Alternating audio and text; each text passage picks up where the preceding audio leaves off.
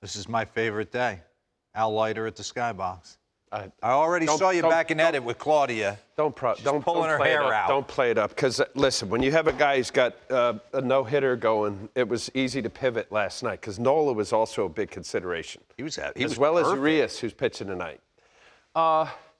Look, I think if people haven't paid attention, when Severino came on the scene, he was the guy. He was a guy that you said, huh? And we kept saying about, Pedro taught him his changeup, and the stuff was beyond electric, fastball, slider change, and then he got hurt, the Tommy John. And it's been like 3 years, back and forth, up and down, for him to be an all-star type player until what looked to me last night was the, free and easy. It's good to have him possibly back to being that premium guy. Obviously, it was no hitter. You could say, yeah, that's an easy one. But it was really how it was coming out of his hand. And there's a couple points in his delivery. I don't love his delivery, which I think there's certain strains on every. First of all, it's in. You don't love his delivery? It looks super simple. And I'll tell you why. But here, stop right here. Lucas, let me. Why are we doing this? So it was pretty cool last night to listen to David Cohen doing the broadcast on Yes. And the reason why I'm doing this, folks, was this date right here. David Cohen was coming back from an aneurysm. He had a surgery to fix his shoulder area, and this was his first start back in Oakland in 1996. Go ahead and play it. A few pitches here. He had a no-hitter, and this was his first outing. So, with pitch counts now where we are, it's all about, will they allow a guy to go? And that was a conversation, obviously, last night with Aaron Boone. You got a guy coming back from shoulder injury on the IL again. This year, he has got 19 starts. That's Severino. Bernie making the last. All right, so the conversation, stop right here, Lucas. Cecil Fielder. No, keep going, because there's a quote, I'm sorry, from Jack Curry. So, yeah, this was what was going on. I was listening to it. Joe Torre came down and basically just said, you're done. And he walks away, like not allowing any option for David Cohen to say, wait a minute, Skip, I got a no-hitter. So, here you see, you folks can read this right here. So not allowing him to get the final 6 outs because they cared they ultimately go on and win a World Series. Yeah. That was the first of the run, the dynasty. So pretty cool to have the same kind of thing that went on last night for Aaron Boone to make the decision, you're done. And even though all the right things were said in the post game, the reaction of what Severino. Oh, he wanted to keep. Yeah, I mean, right? it's a historic moment if you ever get a chance to get that close to no-hitter. Here it is right here. And impressive, he's getting to that number that he was back in 16 with average velocity. This is elite stuff. Back in the day when less guys were throwing 100, he had the best average fastball for starting pitchers back then. Spin rate is a big deal because it actually gives you vertical approach angle and hop that guys can't pick up as easily. So that's up as well. Since the Tommy John surgery, you could see it's very similar right there, but even better. All right, so what did he do? And there's one facet that I like what he's doing this year is that he's throwing more changeups to right-handers. When you get into a situation where you're, primarily when you go scout a report, you look at it. D-Row, I'll tell you right now.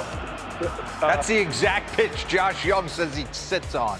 What, the fastball? Fastball up and in, and I mean, this is just Severino is blowing it by him. This is just absolutely explosive, elite stuff, right? You see him. He is letting it go. He's like, ow. He's like, yeah, I'm going to talk about that here in a minute. So you got fastball, slider. You got changeup. What he didn't do as much as he did certainly in this start, but what he's doing more this year is that he was fastball, slider to right-handers and fastball, occasional slider, changeup to left-handers. As you see this pitch right here, stop right here, Lucas, go back. Nasty. So I didn't do an overlay, but you got 98, 99, 100 upstairs, slider away from the righty. But he's throwing this down in the zone at an 87 clip, 86, 87, 88 miles an hour. He's not really trying to go east and west. Stop right here, Lucas. East, west, north, south on his changeup. And this is why you can do it, and it's so effective against right-handers as well, because it looks just like your fastball. You're not trying to be cute and go outer third off the plate, especially with a left-handed batter. They can identify that. They see it as a ball. I mean, that is just Cole Calhoun. That's a Hall of Fame pitch right there. So 3 pitches, 18 of 21 of the batters last night, strike one. What do you teach your Little League team? with your son. Get on the heater. No, pitchers for your pitchers. I don't tell him anything. Throw strikes. Pitchers, strike one. Strike one, you're ahead. You got 2 more and they got 4 more. 18 to 21 batters last night, Luis Severino. If there's one thing, be aggressive and pound the zone. So back to his delivery. What he shows for me, and I had to show the last one for him to throw the 100-mile-an-hour. This is not somebody who's like understanding, hey, take me out of the game. So I'm glad he behaved that way. And everything was said appropriately after the end of the game. Watch his arm speed here. Back this up, Lucas. All right, this is game speed or full speed. Watch what he does at the end with respect to pull down and his arm. No, I want to play at regular speed. I'm sorry. Go ahead. All right, keep going. All right, so that's his fastball. Change up. Back this up. So I don't know if you can identify this, but go ahead and play it. Yeah. Change up. Change up, middle plate down. But here's what's interesting with him. Let's do this one slow, Lucas. This is a fastball. Stop at foot contact. Back up. As soon as that foot contact, stop. He does not have a long strike. Stop. That's okay. Perfect, right? That's what you talk about. Be at 90 degrees on foot contact. You can be, I'd rather have you be early than late. However, you could actually be a little too early. And what's happening is that your extension from your foot strike to the rubber is not quite as long. The energy that he provides in the lower half, I would like to see a better finish. I mean, dude just had 7 no-hit innings. Go right at ball release and stop. Stop. Back up. All right, so there's one more. Yeah, one more. Look at that. Okay, so there it is right here. Disengagement. The only thing that I would say, and obviously, is to allow his body, the torso, I talk about it, like to get out, get your upper body more involved. Extension. But do you think like he almost overstrides, that he doesn't allow himself to do that? His stride isn't even that long, okay. and his extension is below average. But what he does do, and what I was trying to show with the earlier side view, is that his pull down and his aggressive throw is really getting good. After it. It's the here it is, hit it. And when you're throwing 97 to 100 miles an hour, you can do it. Go ahead and play it. I mean, that's the complete finish, a confident look. He knows he feels healthy, just blew it by, major league hitter at 100 miles an hour. This was last night's game. As I said, 18 to 21. The no-hitter's dead. I mean, come on. I mean, if you're gonna pull these guys, it's hand over fist. We're pulling them. So, like, do we start honoring the 15 punch-out game more? You know what I'm saying? Like, wait, I get it. Booney, if Booney deals with so much with the whole Yankees and the managing, I get it. It's so hard.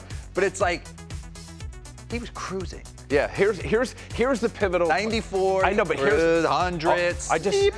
D-Row, 18 to 21 batters. I don't know if you realize that's better than Greg Maddux stuff. Just go out there and throw 4-seamers right down the middle. Maybe you have a 3-pitch inning. I know, but here's the problem after a 7th inning. If he allowed him to go to the 8th and he throws another I get it. Another no-hit inning. It's just. I know. Now you're sitting at Johan Santana's $137 or however many he threw with that Mets no-hitter skewed everything for the history of time. How many did I throw in that game against, what did he say? What was it? Roflo, you paying attention? You taking a nap over there? No, Roflo's paying bills.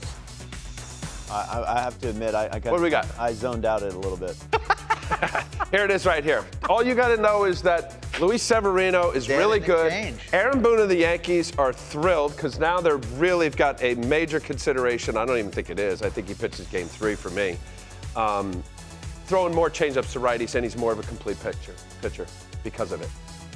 He would appear to be the X factor for the Yanks. Yes. But for me, it's Garrett Cole. I need you to not give up a 3-run bomb. And to be dominant. Yeah, no, but that's like a given. Set the tone. It hasn't been a given, though. All right, okay. Well, Garrett Cole's got to be Garrett Cole. Yeah. Nestor Cortez, how about his last? I like him. He was up here doing all sorts. What would you do on that? Yeah, friend of the program. That would frustrate me, no doubt.